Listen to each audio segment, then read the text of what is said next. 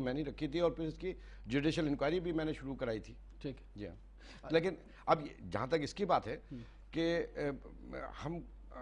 میں اپنے بارے میں کیا کہوں, اسٹیٹسٹکس موجود ہیں, تمام چیزیں موجود ہیں, اور جو بس میں تھا, جو پالیسیز تھیں جو میں نے اس وقت بنائی ہیں, الحمدللہ میں مرزا صاحب کو اپریشیٹ کروں گا کہ وہ جو پالیسیز میں نے اپنے دور میں وزارت داخلہ کے دور میں بنائی تھی, وہ پالیسی کو انہوں نے کنٹینیو رکھا. اس میں کچھ کام بڑے امپورٹنٹ تھے جو رہ گئے, جو نہیں ہو سکے تھے, لیکن اس کی اپروول بھی میرے ہی زمانے میں ہو گئی تھی. جو 5 ایگزٹ پوائنٹ تھے کراچی سٹی کے, اس پہ اسکینر لگانا تھا. پھر ایک ٹریکنگ سسٹم تھا جو نادرا کے ساتھ مل کر اس کو بھی اپروو کیا تھا کہ وہ ہر گاڑی کے اندر, ہر رکشے میں, ہر بس میں لگا ہوگا اور اس کو اسکین کیا جائے گا. وہ بہت ساری چیزیں تھیں. اس کے اوپر اگر آپ کبھی ایک انڈیپینڈنٹ پروگرام کریں تو پھر بالکل اس پہ بات کریں گے. اور میں ویور سے کہنا چاہوں گا کہ آپ بھی ہمیں لائیو جوائن کر سکتے ہیں, اور خاص طور پہ جو ویورز ہمیں جوائن کریں گے لائیو کال کے ذریعے, میں ان سے جاننا چاہوں گا کہ اس وقت جو شور ہے ملک کے اندر, خاص طور پنجاب کی جو صورتحال ہے, اس پر آپ کے کیا کمنٹس ہیں؟ کیا آپ واقعی میں دلچسپی رکھتے ہیں, یا تمام تر فوکس اس پر ہی ہے کہ نہیں یار یہ بہت کچھ ہو گیا, یہ دیکھا گیا ہے, اس طرح لڑتے رہتے ہیں, کچھ نہیں ہوتا, عوام کا کوئی بھلا نہیں ہوتا, بس کرکٹ میچ دیکھو آج تو بس یہی دیکھیں گے, اور جو ہے ہمارے جو ہے اپریل فرسٹ ویک تک تمام تر کنسنٹریشن کرکٹ پہ رکھنی ہے, اور ہمیں جو ہے سیاستدانوں سے کوئی توقعات نہیں, کچھ امیدیں ہیں سیاستدانوں سے کہ نہیں جی سیاستدان کچھ کریں گے. امیدیں تو رکھنی چاہیے, سیاستدانوں سے رکھیں نہ رکھیں, اپنی نئی جنریشن سے رکھیں, وہ کام کریں جس سے یہ ملک, اب کھیل کود اچھی بات ہے دیکھنی چاہیے, لیکن بھائی آپ کا پورا مستقبل داؤ پہ لگا ہے, آپ کی بقا اور سلامتی داؤ کے اوپر لگی ہوئی ہے ملک کی. تو ہم افیم زدہ معاشرے کے اندر ہیں, جیسے چائنیز کیا کرتے تھے, تو جب تک وہ افیم پی کر صبح اٹھتے تھے, دیوار پہ افیم چاٹتے تھے اور سو جاتے تھے, تو جب تک وہ یہ کرتے رہے تو وہ غلامی رہے. اور جب چیئرمین ماؤ نے اور چورلائی نے ان کو اس لت سے باہر نکالا افیم زدہ معاشرے کو, تو آج یہ سپر پاور ہے. تو ہمیں یہ افیم زدہ اس معاشرے سے, اس جاگیردارانہ نظام سے, یہ جو ایک سیٹ سسٹم بنا دیا جو گلا سڑا ہے, اب اس کے اندر سے تعفن پیدا ہو رہا ہے, جس میں عوام جو ہے وہ پریشان ہو گئی ہے. تو وہ نعرہ جو ہے جو الطاف بھائی نے دیا ہے 2% اور 98%, 98% کی تھیوری اور انقلاب کی بات, تو یہ سب سے امپورٹنٹ ہے. اس کے اوپر اس وقت کام کرنے کی ضرورت ہے. پاکستان کے پاس نہ اب غلطی کی کوئی گنجائش ہے, اور نہ ہی اس کے پاس اب مزید وقت ہے کہ وہ یہ قوم ان چیزوں کو برباد کرے. جن کو جان چکے ہیں, جن کو آزما چکے ہیں, ان کو دوبارہ آزمانے کی کوشش نہ کریں. حضور نبی کریم صلی اللہ علیہ وسلم کی حدیث ہے کہ مومن ایک سوراخ سے 2 دفعہ نہیں ڈسا جاتا.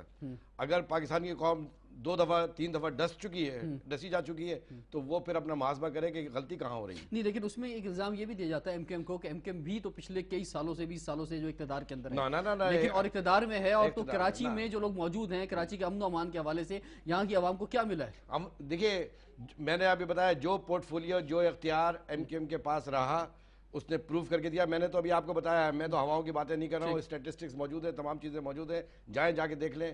سٹی گورنمنٹ ایم کیو ایم کے پاس انٹائر پاور کے ساتھ آئی تھی. تو اس شہر کی حالت آپ دیکھیے, حیدرآباد کی آپ صورتحال دیکھیے, گڈ گورننس کی آپ حالت دیکھیے.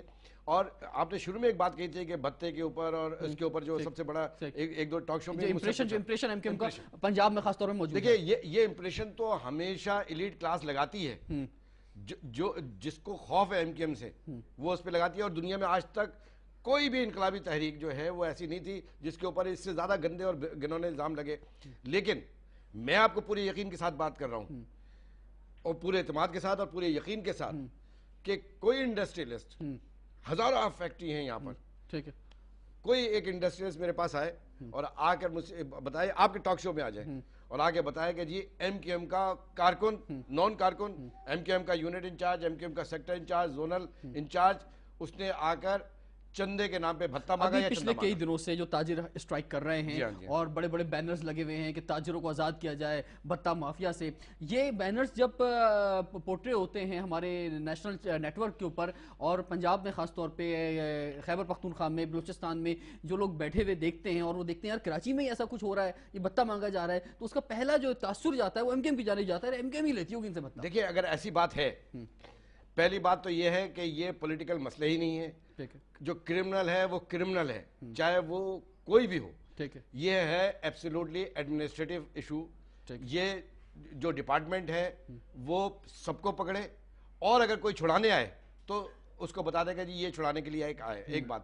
اگر پنجاب میں یہ تاثر ہے تو بڑا, یہ میں نے وہ بتایا وہ ایلیٹ کلاس ہے. پنجاب میں جو کرائم ہے, جو صوبہ سرحد میں صورتحال ہے, جو بلوچستان میں جو صورتحال ہے, اس سے تو کہیں زیادہ بہتر صورتحال میں ہم ہیں. لیکن اس کو اس سینس میں ہم بہتر نہیں کہیں گے, ظاہر بات ہے سب لوگوں کی ابھی ایک بہت بڑے کالر اس پہ میں آؤں گا کیونکہ وہاں کیا امپریشن, کیونکہ آپ بھی بہت جاتے ہیں, میں تو خیر بہت زیادہ جاتا ہوں پنجاب کے اندر, جو میں لوگوں سے ملتا ہوں. اچھا, ایم کیو ایم نے بتہ کے اوپر گورنر سندھ نے جس طرح اوتھ لیا ہے, تو ایم کیو کا پہلا کام جو تھا, پہلا آرڈیننس جو گورنر سندھ نے جاری کیا تھا وہ بتے کے خلاف تھا کہ جو بتے میں پکڑا جائے گا اس کو 10 سال کی سزا دی. بالکل, اس پہ ہم بات کرتے ہیں. فراز ملک ہے ہمارے ساتھ کراچی سے. السلام علیکم جی.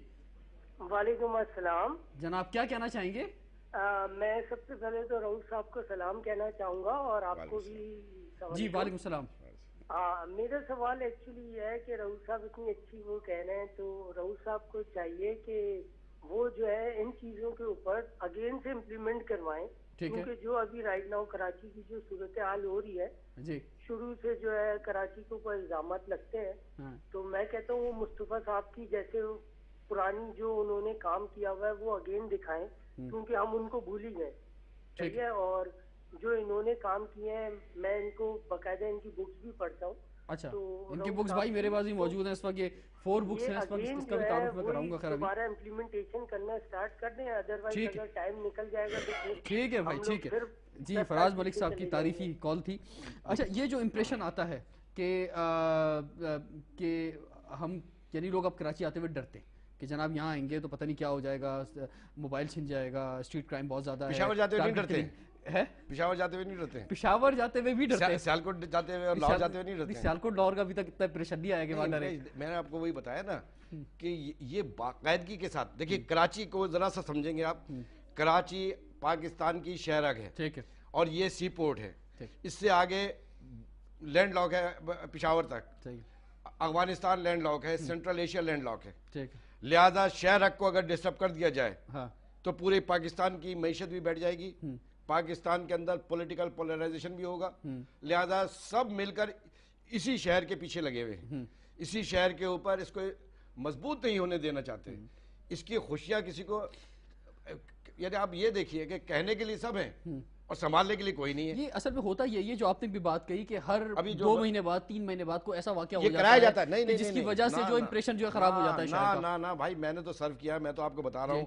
دیکھیے, یہ فساد ہوتے نہیں ہیں, یہ کرائے جاتے ہیں. نہ پنجابی, مہاجر, سندھی, بلوچی, اس کے اندر نہ تعصب ہے نہ نفرت ہے. ٹھیک ہے, ہماری گلیوں کے اندر سب مل کے جل کے رہتے ہیں آپس میں. ایک بس کے اندر جو ٹریولنگ کرتے ہیں, بس کا مالک ہے پختون, اس کے اندر مہاجر, سندھی, پنجابی سب بیٹھے ہوئے. ٹھیک ہے, کسی کی فیکٹری ہے پنجابی کی تو اس کے اندر پٹھان, بلوچ سارے نوکری کر رہے ہیں. ٹھیک ہے, بات یہ ہے کہ پھر یہ تعصب ہے کس جگہ پہ؟ یہ حالات خراب نہیں ہوتے ہیں, حالات خراب کرائے جاتے ہیں. امتیاز صاحب ہمارے ساتھ موجود ہیں کراچی سے. السلام علیکم جی. وعلیکم السلام سر. یہ سر پہلی دفعہ آپ کے یہاں میرا کال ہے. جی جی فرمائیے, کیا کہنا چاہیں گے؟ سب سے پہلے تو میں رؤوف بھائی کو سلام پیش کرتا ہوں اور آپ کو سلام پیش کرتا ہوں. جی وعلیکم السلام. سر, حوالے سے یہ عرض کرنا تھا کہ پچھلے دور میں مصطفیٰ کمال صاحب نے تو وہ کام کر دکھایا جو کہ سپر مین بھی نہیں کر سکتا تھا. جی جی, اور اگر انہیں اور چانس ملے انشاءاللہ اور ملے گا جی, تو آپ یہ دیکھیے گا کہ یہ سب مل کے جو ہے پورے پاکستان کا نقشہ انشاءاللہ. اچھا مجھے بتائیں امتیاز صاحب, آپ کراچی پہ رہتے ہیں اور آپ, مجھے ایسا لگ رہا ہے کہ ایم کیو ایم کے آپ سپورٹر ہیں, جب بھی آپ اس طرح کی بات کہہ رہے ہیں. نہیں, یہ تو میں ایک سپورٹر کی بات تو ایک الگ ہو گئی, مطلب ایک جائز بات کرنی چاہیے. ٹھیک ہے, آپ جائز بات کہہ رہے ہیں. اچھا یہ بتائیں, جب آپ کے جو دوست ہیں, کوئی رشتہ دار ہیں جو پاکستان میں ہیں, کیا بات کرتے ہیں کراچی کے حوالے سے, کیا امپریشن آتا ہے آپ کے سامنے؟ یار دیکھیں, کراچی کے بارے میں تو بہت سے امپریشن آتے ہیں, ہر کوئی آزاد ہے بولنے کے لیے. جی جی, لیکن یہ جو ترقیاتی کام ہے. جی بالکل, بہت شکریہ, تھینک یو ویری مچ. جی ترقیاتی کام ہے بالکل. ایک مرڈر بھی ہوا ابھی 2 دن پہلے ایک تاجر کا, اس پر بھی ہم بات کریں گے. کچھ دوبارہ پنجاب کی صورتحال میں واپس آئیں گے, لیکن بریک کے بعد اسٹے ٹیونڈ ود اس.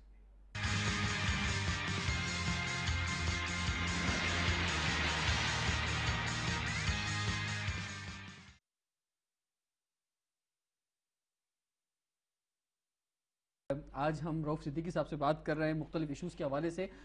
اس وقت ہمارے ساتھ ایک کالر ہیں پنجاب سے, ان سے بات کرنا چاہیں گے. السلام علیکم جی.